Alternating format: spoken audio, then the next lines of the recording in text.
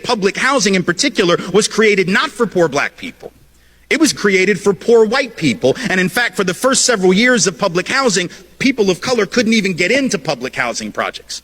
They were essentially segregated by race. Only poor white folks could even live there. And then what happened is the government created some new programs under the FHA program. Question real quick. How are we supposed to afford life? I have 3 kids.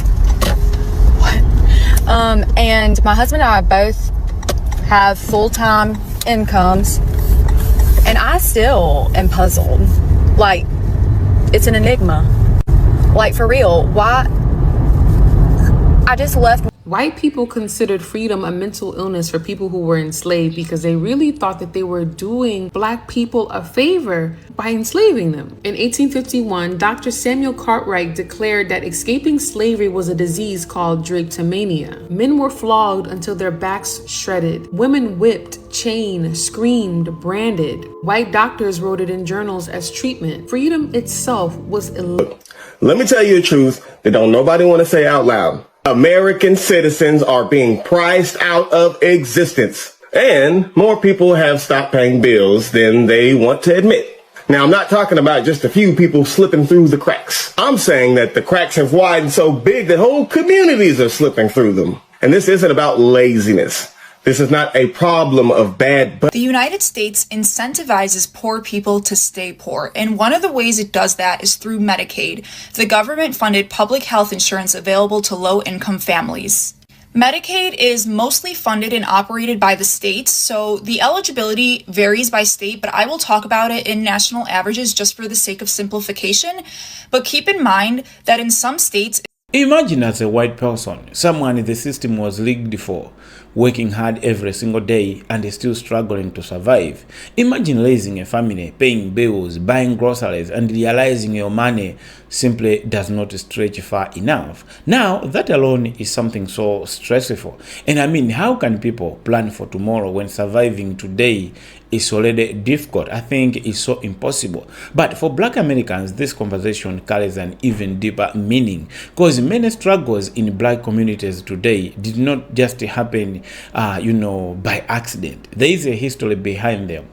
Exclusion, segregation, opportunities that helped build wealth for white Americans, while many black families, black communities were left behind. And when you understand that history, these struggles start to look, very different. So today, let's listen carefully, and afterwards, let's talk about what exactly does this mean. If this is your first time to the channel, please subscribe so we can have more of these discussions. Public housing in particular was created not for poor black people.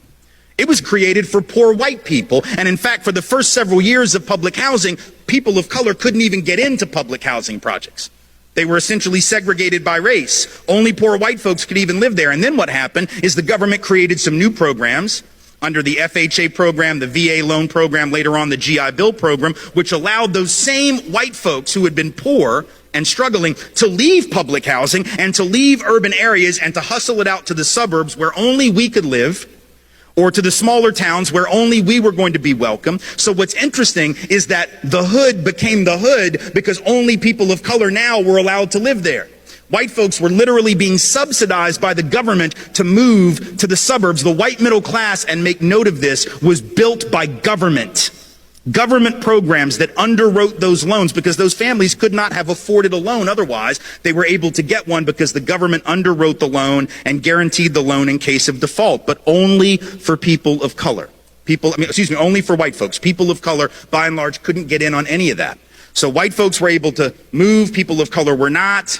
Certain neighborhoods deteriorated economically, other neighborhoods went up in value. At the very same time, the government was doing what they called urban renewal, which meant they came through black neighborhoods and Latino neighborhoods, and they built interstates right through the heart of the community, right? Knocking down black homes, black apartments, knocking down black-owned businesses all around the country. Between 1950 and 1970, about 1 in 5 apartments or houses lived in by black folks was knocked to the ground for economic development purposes, even though people of color couldn't benefit from almost any of that economic development. So that's how our communities come to look the way they look. But if we don't know that, and if I don't tell my daughter that, but maybe let's say I don't tell her because I don't know.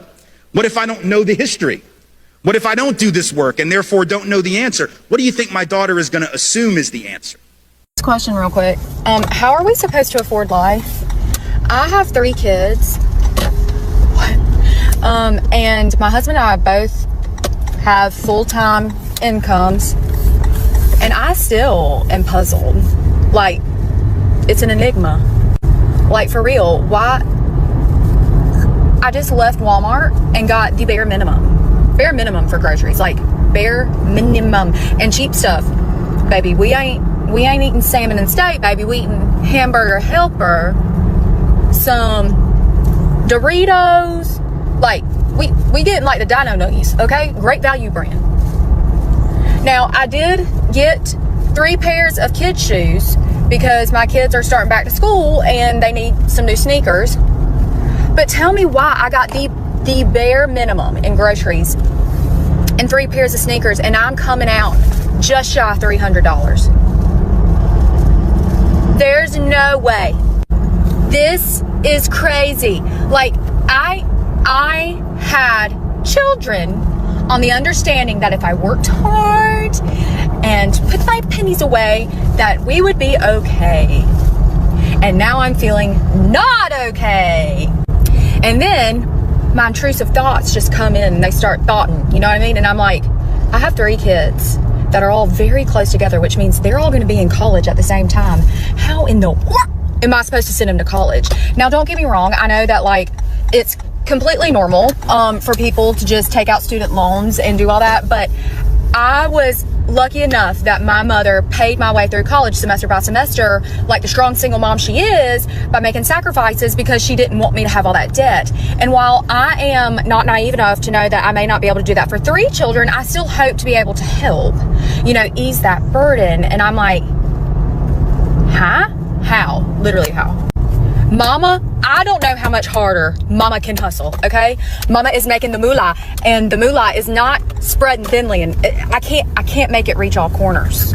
White people considered freedom a mental illness for people who were enslaved because they really thought that they were doing Black people a favor by enslaving them. In 1851, Dr. Samuel Cartwright declared that escaping slavery was a disease called drapetomania. Men were flogged until their backs shredded. Women whipped, chained, screamed, branded. White doctors wrote it in journals as treatment. Freedom itself was illegal and pathologized as insanity. But on the other hand, white rebels screamed for liberty and got monuments. Black rebels were tortured, erased, and forgotten. This is the truth that they don't want you to know, but it's all in Black AF history, the unwhitewashed story of America. It's already sold out once this month, so if you see an orange or yellow card down below, that means it's still available. The United States incentivizes poor people to stay poor, and one of the ways it does that is through Medicaid, the government-funded public health insurance available to low-income families. Medicaid is mostly funded and operated by the states, so the eligibility varies by state, but I will talk about it in national averages just for the sake of simplification. But keep in mind that in some states, especially in the South, Medicaid is far more difficult to receive than what I'm about to describe. On average, Medicaid is only available to Americans who make less than 138% of the federal poverty line. In 2024, the federal poverty line was about $15,000 a year for an individual or $31,000 a year for a family of 4. So to be eligible for Medicaid, an individual would have to make less than $21,000 a year, and a family of 4 would have to make less than $43,000. Now, on average, individual Americans spend about $14,000 a year on healthcare. So if you are an individual making $22,000 a year, you do not qualify for Medicaid in most states, and therefore you would be spending about 2/3 of your income on healthcare alone. A family of 4 with a household income of $45,000 would not even have enough money to cover healthcare costs, let alone any other costs of living. For some people, remaining below 138% of the federal poverty line is the only way they can receive healthcare. Otherwise, they have to choose between not getting healthcare at all and risking their life, or literally going bankrupt trying to pay for it. And this isn't freeloading, it's literally the only way that some Americans can survive. Medicaid is actually a great program with a lot of potential, but it is so underfunded, and I believe the eligibility requirements are far too low and keep some families stuck in poverty with no hopes of ever escaping it. In 1962, healthcare costs only made up about 5% of American GDP, and it skyrocketed to 17% in 2022 when healthcare became a $4.5 trillion industry. Americans spend more money on healthcare than any other country in the world, yet we have the worst health outcomes than any other developed nation. This country is broken in so many ways, but healthcare is one of the biggest issues. Let me tell you a truth that don't nobody want to say out loud. American citizens are being priced out of existence, and more people have stopped paying bills than they want to admit. Now, I'm not talking about just a few people slipping through the cracks. I'm saying that the cracks have widened so big that whole communities are slipping through them. And this isn't about laziness. This is not a problem of bad budgeting. Well, sometimes it's bad budgeting, but you get what I'm saying. The problem is beyond budgeting. What it's really about is an economy that has been stretched past its breaking point. The cost of survival has been raised higher than human beings can reach. Think about your own life. You go to work, you get paid, rent takes the whole check before you get your next breath out. Just instantly. Boom. Gone. You walk into the grocery store with money in your pocket, and then you walk out the grocery store with two little ass bags that barely last a week. Maybe a couple days if you're lucky. You stand at the gas pump and you watch the numbers spin and rise faster than your paycheck ever will. You go to the mailbox and it's nothing but more demand, more bills, and more weight you can't carry. And this cycle repeats itself day after day, month after month, year after year. And people are tired. Not just physically tired. People are burned out. We are, after all, living in a global burnout crisis. People are drained in the body. People are drained in the mind. People are drained in the soul. For years, they just told us to push harder, to rise and grind, to believe in our potential. But they never once acknowledged our limits. They never once acknowledged that human beings are not machines. They ignored the exhaustion. They ignored the collapse. They ignored the fact that we are working harder than ever in an economy that gives us less and less in return. And we've tried everything. Payday loans, side hustles, payment plans, extensions, rearranging due dates, running up them credit cards, borrowing from family, selling time, selling energy, selling our peace of mind. Every door has been knocked on. Every option has been exhausted. And no matter what you try, it's never enough. Because there isn't enough. Because the system was never built so that you can win. The system was designed for us to fail. And this is what it means to be priced out of existence. To give everything you have and still not be able to cover the basics. To work yourself to the bone and still fall behind. To live in a society where survival is set at a price that ordinary people cannot afford. And when you realize that, something shifts inside of you. You begin to see the truth. The dollar is hollow. It's not protection. It's not freedom. It's not wealth. It's a leash. A leash they use to keep you obedient. A leash they tighten while telling you to smile and be grateful for what you got. And you finally understand that the bills will never stop. Because the bills are the point. The bills are the chain. So people stop. People are stopping. Quietly, but people are stopping. They stop paying rent to buy food instead. They let the car go. They let the credit card rot. People just stop answering the phone. And it's not because they don't care. It's just that they care more about being alive than paying these companies or these banks. They care more about feeding their kids instead. You know what I'm saying? They care more about not losing their minds under the weight of all this unrealistic pressure. Here's the secret that they don't want you to know. More people than you think have already made that choice. But this country, it only adds more chaos, more fuel to the fire. We got tariffs tossed around like dice. Trade wars shaking every price tag. We got groceries going up, clothes going up, medicine going up. appliances, utilities, everything you touch is going up in price. One man's ego turned into millions of people's pain. That's not leadership. That is dictatorship energy. Living here in America has become unpredictable. You don't know what tomorrow will cost. You don't know what new rule or what new tantrum is going to make surviving tomorrow even harder. Look around. The signs are everywhere. Empty storefronts. You got families crammed together, doubling up, tripling up sometimes, just so everybody can have a place to live. Workers are taking on 2 and 3 jobs, hustling every hour of the day just to fall deeper and deeper into debt. This is beyond struggle. This is erasure. Citizens aren't just broke. They are being erased. We are being priced out of existence intentionally. And here's the part you never hear on the news. The rebellion has already begun, and it doesn't look like protests. It doesn't look like riots. It looks like silence. It looks like people saying no in private.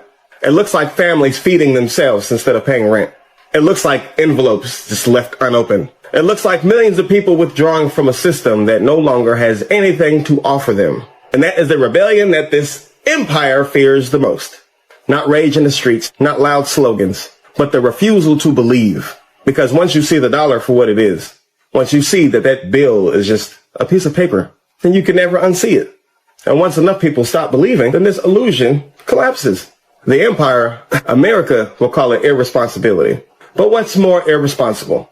A family choosing to survive over fueling a rigged system? Or a government that spends billions on wars, on bailouts for billionaires, on corporate greed, while its citizens are burned out, tired, and broken? So let's be clear. They told us if we worked hard, if we followed the rules, then we'd be safe. But the truth is undeniable now. American citizens have been priced out of existence, and more of us have already stopped paying than they will ever admit. That's not just a statistic. That's a quiet revolution. Every exhausted body that says no. Every unpaid bill that refuses obedience. Every family that chooses life over debt. These are not failures. These are votes of no confidence in this empire. Proof that the spell is breaking. So when they ask what happened to the American dream, tell them that the people woke up.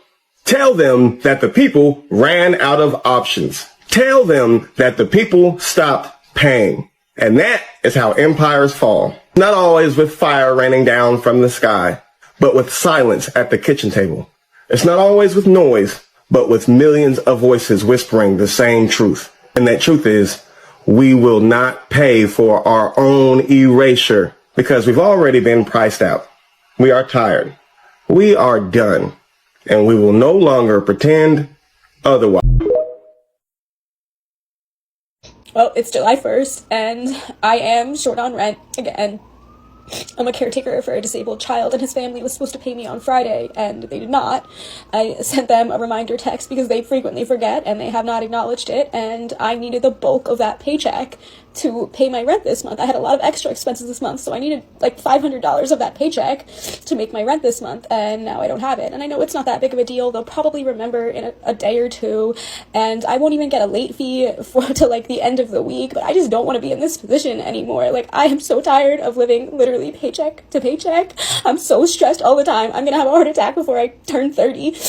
And now I don't know why I'm telling strangers on the internet. They're just gonna tell me that I'm fucking a failure or whatever. My whole house is on Medicaid. My husband, me, our baby daughter. Okay, we're all on Medicaid. Without Medicaid, I wouldn't be able to have the birth control in my arm that I have. Without Medicaid, I wouldn't be able to have the antidepressants that I have at no cost to me. Without Medicaid, I wouldn't be able to go to therapy to continue to be the mom I am to the 3 kids and 2 separate houses that I have to do. Without Medicaid, my daughter wouldn't be able to go and get her vaccines and go and get all of the things that she needs as an 18-month-old baby. Without Medicaid, my husband wouldn't be able to go and get the medications that he needs and the treatment that he needs for his disability. Without Medicaid, not a single person in my house would have health care. We are low income. Our only income is my husband's SSI. We're on food stamps. We use food pantries. Okay? Without Medicaid, we would never be healthy. And for us, it's not even like body. It's all mental. For my husband, for me, and then we have a baby who needs Medicaid for vaccines, who needs Medicaid for... I already have 2 children who are diagnosed with autism. So what if she ends up getting diagnosed with autism? We need Medicaid. We need Medicaid. And if you live in America, everybody deserves free healthcare.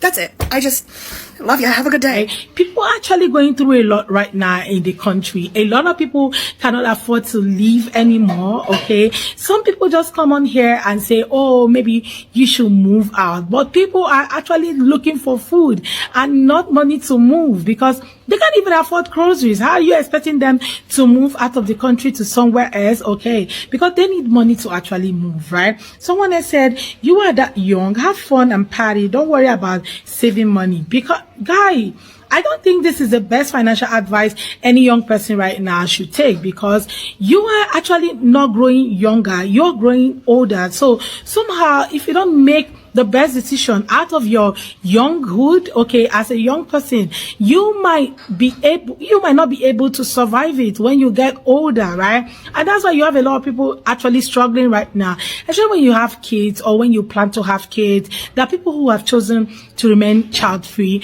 but people who have chosen to, have kids might. Welcome back. Now, after watching everything all the way to the end, I think we have some important points that are worth talking about, some points that stood out in this video. Because you see, poverty was never naturally a black person, but black people were often blamed for it. Anyway, you see, for generations, for a long period of time, struggling black communities were used to create stereotypes about laziness, about bad choices, about, black people being failures. But now, more Americans, white people are discovering that working hard does not always guarantee a comfortable life. It's different from what their ancestors told them or what their ancestors believed.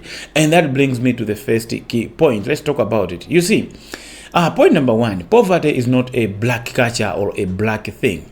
When people work full time, sometimes with 2 incomes, like working 2-3 jobs, and still struggle to afford rent, still struggle to afford groceries, healthcare, and basic bills, something bigger is clearly happening. There is something much bigger happening, and it's worth taking it seriously. I mean, poverty cannot always be explained by simply telling people like to work even harder, to work extra job, to have more jobs. No, black Americans have been dealing with these conversations for generations, for a long period of time, but their struggles were often treated as personal failures, like, oh, you black people, you just lazy, you just can't make it. Now that other communities, white communities, are experiencing similar pressure, suddenly people are asking serious questions like, okay, I think it's not what they used to believe. Now they can see that no, being poor doesn't mean it's something for black people. It can affect everybody. So yeah, that's the thing. Number two, black communities did not simply wake up one day and decide to struggle economically or like financially. There is a history behind many of these conditions. Let's talk about segregation. Let's talk about discrimination. Let's talk about exclusion and unequal access to opportunities. And as discussed in this video, government policies helped many white families build wealth through housing opportunities, so many opportunities. They could get loans from the bank easily, while black families were frequently excluded. They were denied access to some of these things. So yeah, white people may look like they are better. Not necessarily they work hard, not because they are smart, but because there is a system already rigged in their favor. So when people ask why some black communities continue struggling even today in 2026, history is part of the answer. Like, no, let's look at what happened. Number three, an American dream has never looked the same for everyone. Now, when somebody says, like, make America great again, black Americans have every reason to ask, great again for who? Great again, like how? When was America great? Now, when you look back and look at it, when you think, because the moment you say again, it means something was once somewhere and you want it to be there, like one more time. So, when was America again? The moment you define America being great is the time when, black people were still captives. Black people were still forced to work. So that's why black people always ask, great again for who? Because looking backward does not produce the same memories for everybody. Okay, yes, for some white people, America was great because they could get cheap labor. Okay, black people could submit, they could do whatever they want to black people, including eating them, cooking them. Okay, so that's what great America was to them, where black people were just controlled. But for black people, was it great? So some people can remember opportunity. They can remember stability and wealth building. Black Americans also have to remember slavery. They have to remember, segregation, racial violence and discrimination, including even generations spent fighting for equal treatment. So you can just look at it that, America maybe has never been so great for black people. So, nostalgia is not experienced equally. People experience it differently. Number 4, today's economic crisis does not erase the black experience. Yes, let's talk about it. You see, many Americans are struggling right now. Families, when I say white Americans, I mean it. Families are stressed, bills are rising, basic survival is becoming increasingly expensive, almost hard to afford. But that does not mean everyone started from the same position. No, it doesn't mean that. Many black families entered the modern society after generations of being denied, equal access or equal opportunities to accumulate wealth. So yes, today black Americans can be struggling, white Americans can be struggling. But for black people, it has not started today. So when economic conditions become worse, communities already carrying disadvantages can be affected even harder. You get what I mean? Black people, we can say, have already been in this for a long period of time. They have already been struggling because some access to opportunities were denied to them. Now that everyone else is feeling that, look at it. Okay? Look at it. It's like somebody is having 3 days without food while you've been eating throughout the days. Now, let's assume the 4th day there is no food for everyone. Now, in that day, consider somebody who has been 3 days already no food. For somebody who is starting to have a day without food, for them, it can be somehow. But look at somebody who has taken 3 days already without food. So it can be a little bit harder. So maybe God is allowing this so that even white people can understand what black people have been saying all along. They can be, maybe it's high time they look at, what you black people have been saying, I think is true. So that is why simply looking at where people are today, I think is something not enough. Okay, the starting point really matters. Where are black people coming from? Yes, we are hungry, but black people have been hungry for a long period of time. Yes, we are struggling, but black people have been in this situation for a long period of time. So I think it's high time we really need to understand them. Number 5, or like the last point, stop blaming black people without examining the system. Okay, examining the policies, the laws, the judicial system, all those things. And of course, personal responsibility matters. Black people must also be responsible, I know, but before you point finger at them, please take time and examine the system. Okay, it is crazy to completely ignore history, government policies, discrimination, and unequal opportunities, then blame black communities, black people for consequences, for them being like a problem as you think. Black Americans were repeatedly told to pull themselves up by their bootstraps, like, you help yourself. Yet many were denied the same access to loans, housing, education, wealth building opportunities. We're talking of things that helped other families advance, white families advance up until where they are today. Today we have rich white families, not because they worked hard, but because their ancestors, they did all the work. So they just inherited. We have testimonies of some white farmers who say, I've been I was managing this farm with my father. My father was managing the same farm with his father, and they are great. So it's like a generational wealth. They are rich today. They have a farm. They already have the land. They already have, everything. Because sometime back, somebody already made that for them. But for black people, it may be a different case. So maybe the biggest lesson here is simple. Black Americans were not imagining the inequality they have been talking about for generations. They were not just saying it like for the sake of saying. The problems were already there, but many people chose to not to pay attention. Now the economic pressure is spreading further, reaching even white people. You can see today even white people are sleeping in their cars. They can't afford a house. Today, white people are becoming homeless. They are begging even for as simple as $1. Even white people. Something which, according to them, was supposed to be for black people. Today, even white people. So, yeah, the economic pressure is spreading further. The economic conversation is now becoming hard to ignore. Poverty is not a proof that black people are lazy, black people are failures. Struggle is not a proof that black communities failed themselves. And history cannot simply be erased because, some people are uncomfortable discussing it.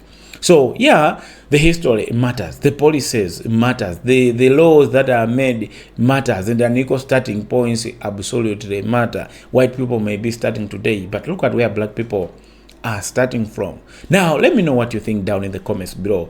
Is America finally beginning to understand the struggles that black communities have discussed for generations? Or will black Americans continue being blamed while the history behind those struggles is ignored? Drop your thoughts down in the comments below, because this conversation is far from over. Let's discuss. I'll greatly appreciate. If you are new to the channel, please subscribe so we can always be together. See you next time in Unplugged.